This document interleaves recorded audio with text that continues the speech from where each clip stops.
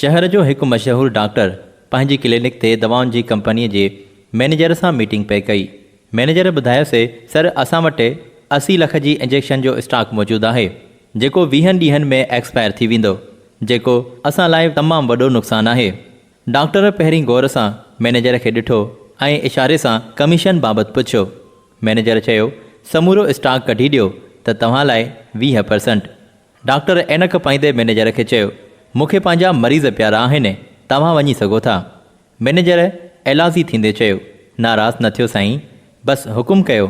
Doctor ॿीहर ऐनक लाहींदे manager खे चयो, 50%। मैनेजर चयो, ओके। मैनेजर हलियो वियो ऐं डॉक्टर दर ते बीठल छोकिरे खे सॾे कन में सुसपुस कई ऐं छोकिरो ॻाल्हि सम्झी वियो।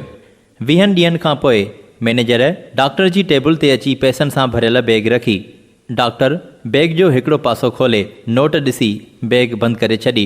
मैनेजर सवाल कयोसि त, साईं एतिरो वॾो स्टॉक 20 ॾींहनि जे अंदरि कीअं ख़तमु कयव?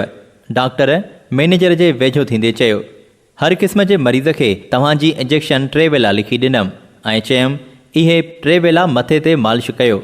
मैनेजर उथी बीही डॉक्टर खे सल्यूट कयो, सर अव्हां जहिड़े डॉक्टर जे हूंदे असांजी कंपनी कॾहिं बि नुक़सान में न वेंदी।